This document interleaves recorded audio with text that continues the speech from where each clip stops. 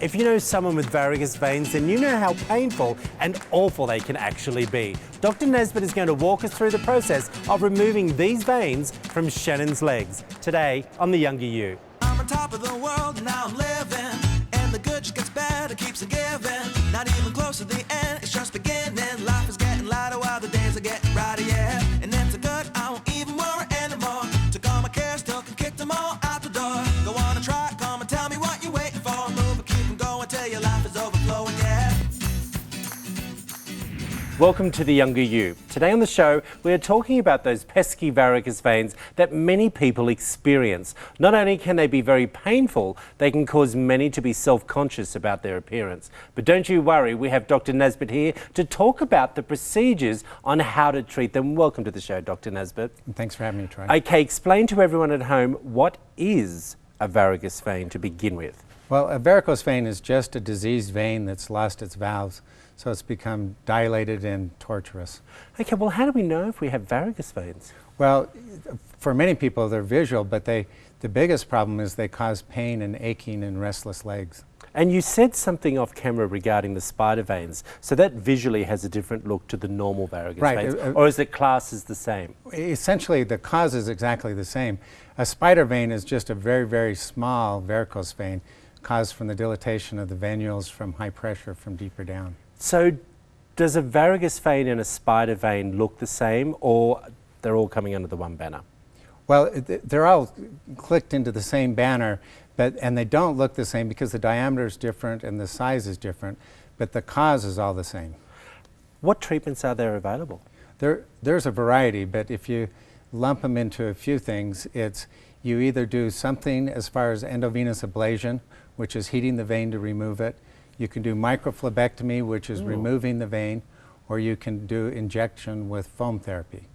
Talk us through the foam therapy, because that sounds less invasive to me. The foam therapy is, but it works best on smaller veins. So a small varicose vein it would work well on, but a large varicose vein it doesn't work as well. So foam therapy is really has come about only in the last about 10 years that it's used on widely. So I would imagine that these are invasive treatments. When I say invasive, penetrating the skin. Well, yes. There's nothing that we do that doesn't penetrate the skin with essentially a needle. But compared to the old venous stripping, it's a huge difference because you go right back to work right after it's done. Well, explain the venous stripping that you were just talking about compared to what you do now. Well, the old-fashioned venous stripping is where they would put the patient to sleep. They would put a device down through the vein and pull it out. That caused a great deal of bruising and swelling, and the recovery from it was up to 6 weeks. Wow. Now, you talked earlier on regarding spider veins and varicose veins. Just talk me through the spider vein situation just on its own. Well, spider veins are dilatation of smaller venules and capillaries, and it's from a higher pressure down deeper. And that dilatation of the capillaries, then they become visible, and those also can be somewhat painful. So when we see spider veins, and this is when I was growing up, I used to hear my mother say, "Oh, I have spider veins on my cheeks." Right. Does that come into the leg as well, or the hands? Or yes, in fact, it hits women earlier than males, and the women are going to be more conscious with that because during the pregnancy, the high pressure on the veins from the pregnancy can then start the development of spider veins. Okay, well, funny you're saying that because I was concerned. I just went and had some spider veins zapped with IPL on my face here. Is that what guys are doing more and more now because we can see it? The IPL works well if it's above your heart. And that's a little bit different pathophysiology than a spider vein down lower. So spider veins on the below the heart are in general caused by pressure and a loss of the valves. So how come I see a spider vein on my face, but I can't see any on my ankles or on my legs? Well, you ended up getting a little bit different problem. So the one on your face is different from the one on the legs.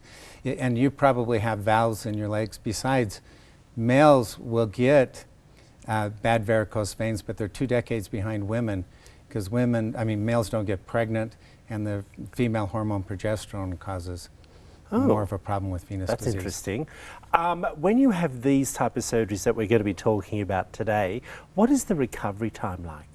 That's the thing that's amazing about it. The recovery time is really not bad. You have a little bit of pain and stiffness, but really we routinely treat individuals and send them back to work that day. We want them to be active. Okay, I want you to recap how we get varicose veins again for me. Varicose veins are caused by increased pressure in the venous system. So normally, normal veins in the superficial system have valves about this far apart. Oh. If you lose the valves, then you have pressure from your heart going all the way down to your feet. So again, if you think about it, it's pressure from the heart down. If you're laying on your back, there is no pressure. So the higher you stand up, the higher the pressure is. Okay, Dr. Naisbitt, we appreciate that. Coming up, we'll learn more from Dr. Naisbitt about venous disease, commonly known as varicose veins, and does it really affect your health?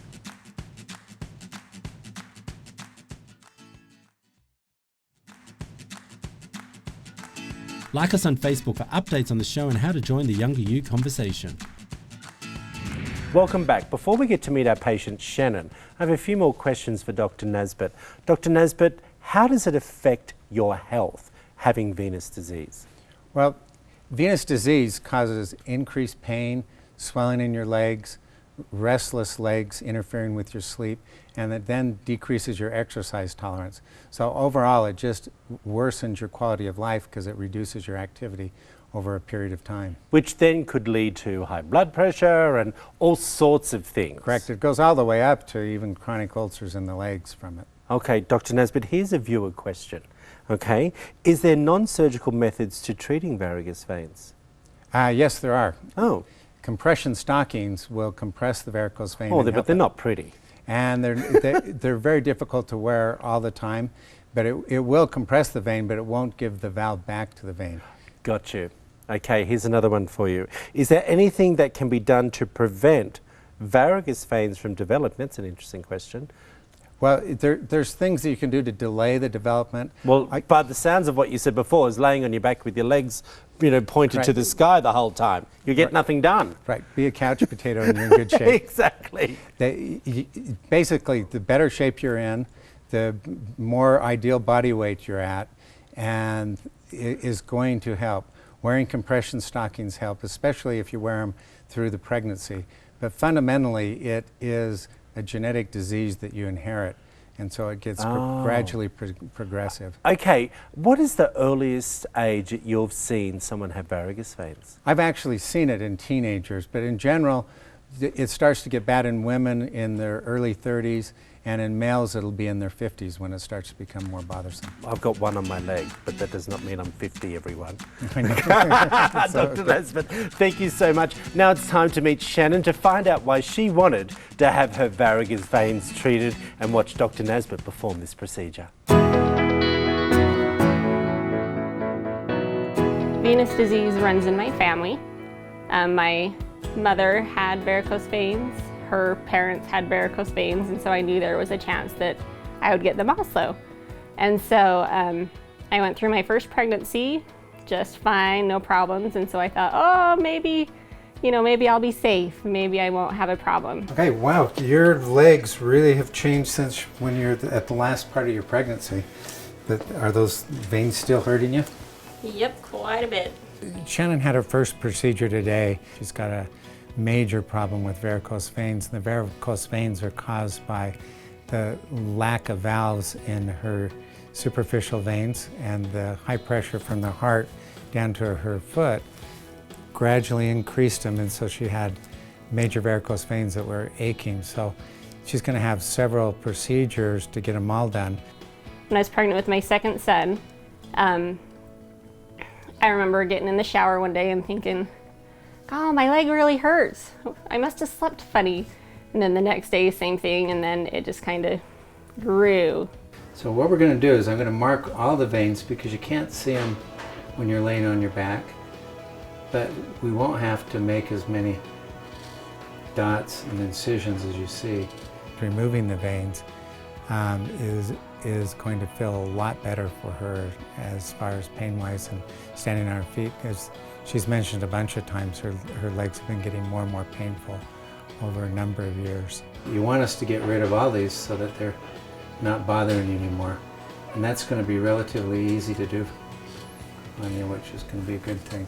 It's a painful, very uncomfortable thing to live with. I wake up every morning and I put on my compression stockings and I have to lay down, let my legs rest, let the swelling go down before I put my stockings on, and then I can go on with my day. Venous disease is a gradual process, but at first you lose the valves and veins you can't really see. And because of the high pressure in those veins, you then start to get spider veins, and some individuals, and Shannon's one of those, will get varicose veins. So the visual stuff you see on a leg between spider veins and varicose veins is really venous disease, and then it gradually gets worse and worse. Well, you know, whenever someone's in pain, they're not as friendly as they normally could be. I often feel bad for my children when I'm pregnant because I know that I'm not as happy or as patient as I normally would be. A lot of times I'll sit down and then it's, oh Mom, can I have this? Can you get me, you know, I need a drink, and I'm sorry, I just sat down, I'm not getting up for at least 10 minutes, you know, so they don't have as much attention as I would like to give them, and not as much patience as I would like to give them.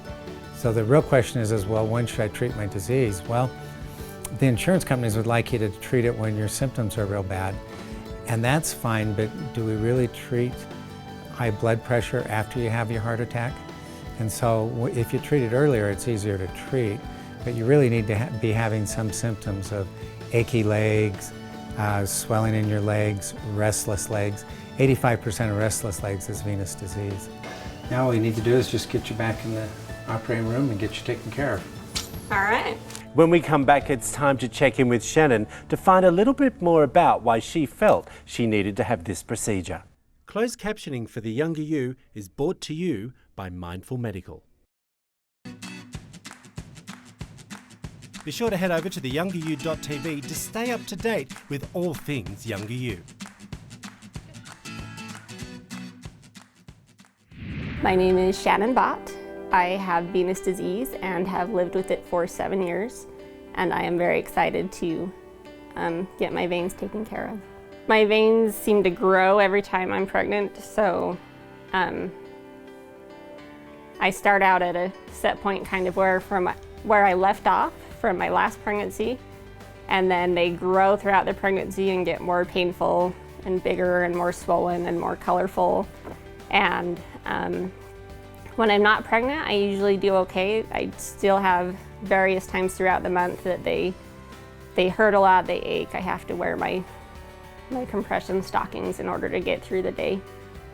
But for the most painful, prolonged time is during pregnancy. So now what we're going to do is put a little catheter up the vein. That's the needle you can see right there, and then the guide wire just went up inside your vein. And then we're going to just numb up your skin so it's a little stick and a burn. And then we can put the for real catheter to get you, so a little bit of a stick and burn. So she has the great saphenous veins on one side and the other side, at which time we're going to be doing phlebectomies, which is the removal of those varicose veins. Sometimes after having a new baby, you're not real active because of the new baby, but you've got enough other kids at home that you didn't get any rest anyway. I have gotten to the point, the more pregnancies I've had, that I don't care as much, but I definitely do wear longer, more covering clothes just because you want to avoid the questions and the prodding of people. So now we're just putting the device up into your vein.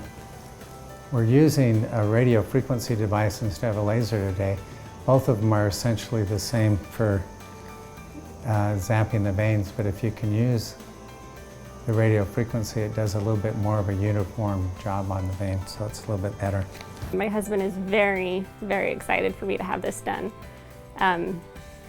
He won't even look at them because he thinks they look so terrible. So I'll be like, hey, look, I have a new one right here. Look at it. And no, I don't want to even look at it because it just hurts. And so he feels bad and he doesn't even want to see him. And so the fact that we're finally getting this done, he's very excited. So what we're doing now is it's a little bit of a needle poke, but we're injecting some lidocaine around the vein, and it's got a little bit of epinephrine, and the epinephrine makes the vein contract so that it fits around the catheter really tight. The venous disease hits equal frequency male and female, but it hits women 2 decades earlier. Because of the pregnancy, the female hormones you put off with pregnancy soften the veins and they dilate, and the pressure on the veins because of the pregnancy then has a tendency to destroy the valves. So the women will get it earlier, but they get more and more severe with each pregnancy. And so Shannon's a good example of someone who is really taking care of herself, and still, with taking care of herself and wearing her compression stockings, her venous disease progressed to a stage where she had to get treated to improve her quality of life. I had gone to my doctor's appointment and commented that I thought that maybe I developed some blood clots. So she sent me to get an ultrasound, and they found blood clots in my legs, which is a new thing, probably because my veins have gotten so bad and the venous flow is so poor that I just had clots develop. And so they brought Dr. Naisbitt in to talk to me, and he offered to do them, and I was very excited to go with that because, again, I thought I don't have time to find someone, I don't know where to go, I don't know who to look for. And so the fact that he just kind of walked into the room and there he was, it was great because now I'm taken care of and I know that we're gonna get done. When I first started to remove varicose veins, I'd try and get the whole vein out, but you just need to remove the connections and then they absorb the rest of it. So then you can do a lot fewer incisions. In Shannon's case, we marked up a large part of her leg and only made incisions in about 1/3 to 1/4 of the total area because her veins came out very nicely. She still has some varicose veins in those areas, but her body will resorb those.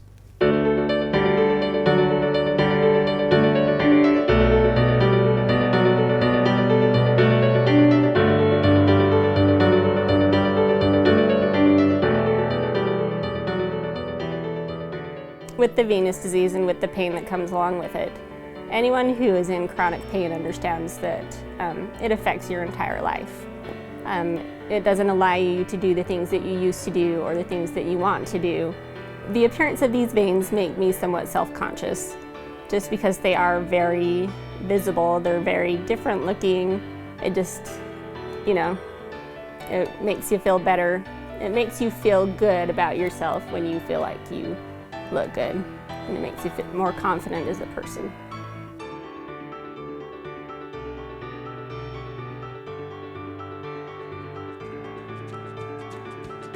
When we get back, we'll check in with Dr. Naisbitt and Shannon to see her final results. Before we talk to Shannon about her results, let's take a look at her before and after shots.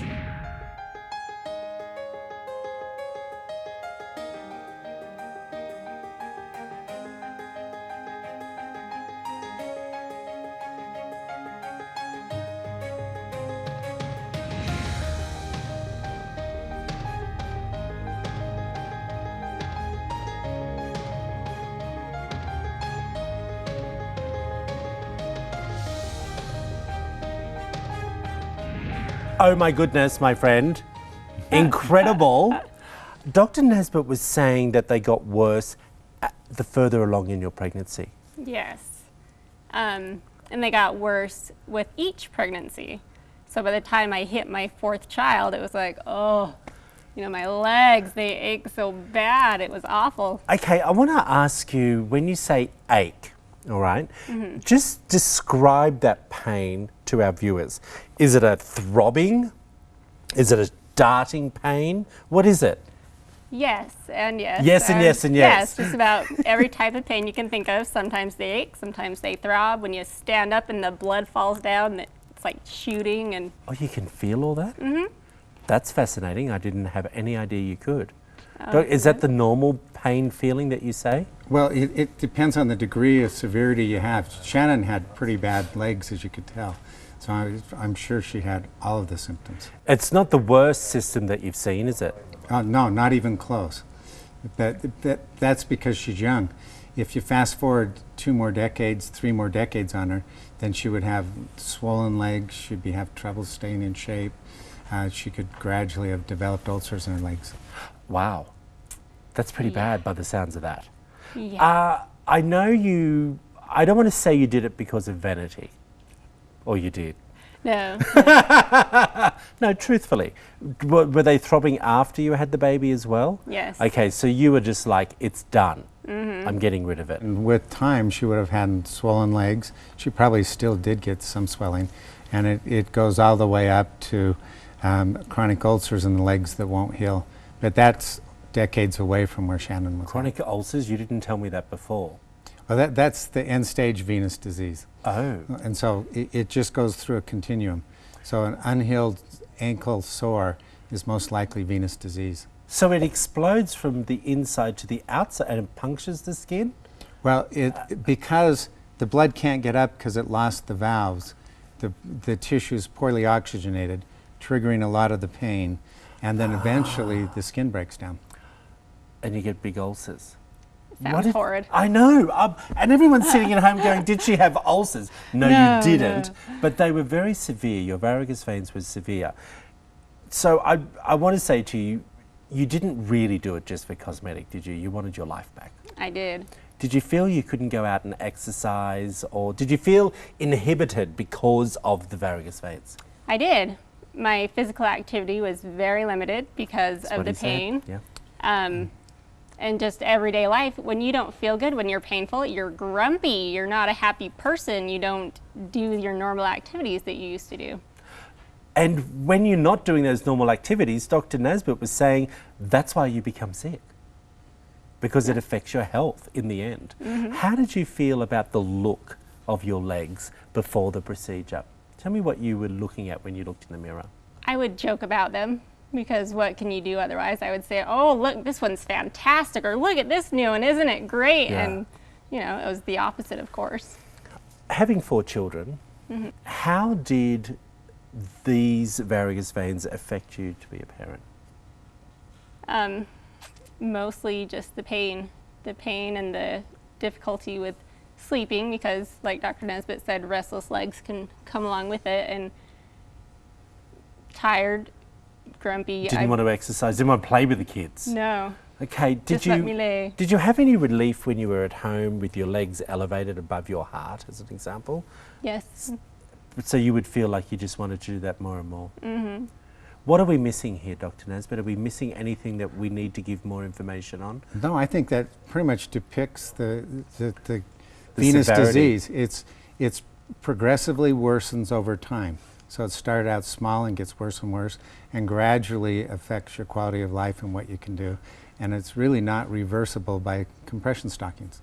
Well, congratulations, and thank you for Thank you. sharing your journey with us. Now, I do believe you're having a few more minor little operations done. Is that correct? Right. Dr. She's Naisbitt? had the cause of her spider veins taken care of. Now we're just getting rid of the spider veins. All right. Good luck with it. We really appreciate you both spending Thank the you. time with us today. Whether you want to treat the painful side effects or just get rid of the unflattering appearance of varicose veins, then these procedures might be the right option for you. For more information about the show and Dr. Naisbitt, please visit our website at theyoungeryou.tv, and I'll see you next week.